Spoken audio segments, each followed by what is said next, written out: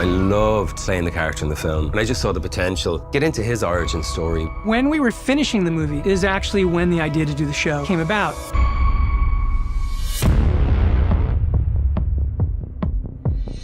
The idea that Colin always understood is that he would have a certain size role in the movie, and then I really wanted to build that story out. The opportunity of doing something episodic, a morally corrupted individual with ambition seeking power in the city, that just felt like great potential for a gangster show. Matt's version of Gotham felt extremely grounded, and to know that Oz as a character was just a man who is discounted, underestimated, and wants more for himself. In our movie, he's a mid-level gangster, not yet the kingpin. In the show, he's on his way to becoming that. Matt said he was thinking of a rise to power story in the vein of Scarface. America's a hustle. More than anything, I thought about this man from Providence, Rhode Island. He was the mayor there for 21 years. He was very corrupt, very charming, and violent, but everybody loved him because he revitalized the city. It just made so much sense to me to think about Oz in that way, and that, to me, was sort of a spark that I took and ran with.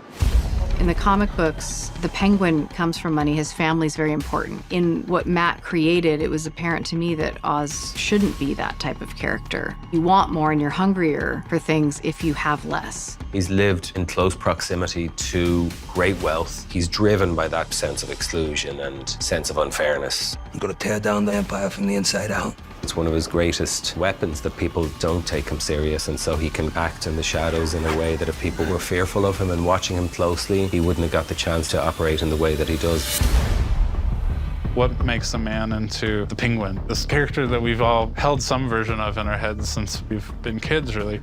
When I first started to dissect Oz and figure out what was driving him, my realization was Oz is a man who doesn't just want power, but he wants to be loved and revered, and more than anything, loved by his mother. And so I created Francis.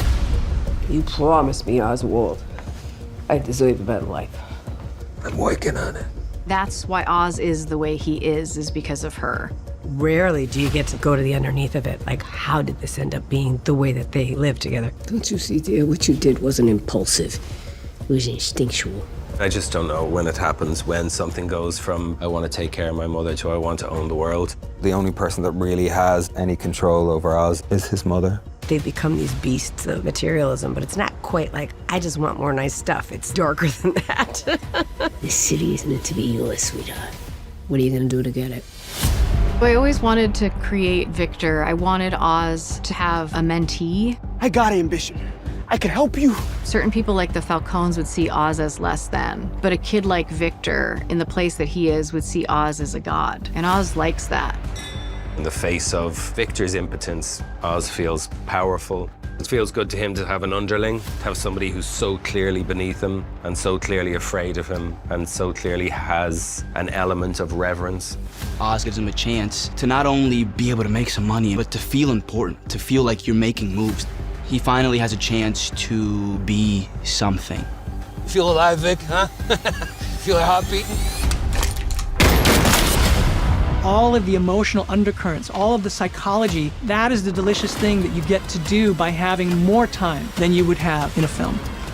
He does things you want to think you'd never do. By understanding him, we can see ourselves in him. I want you to relate and empathize with him in moments, but also be equally repelled. You don't have to like him, you shouldn't like him maybe, but you want to watch this guy.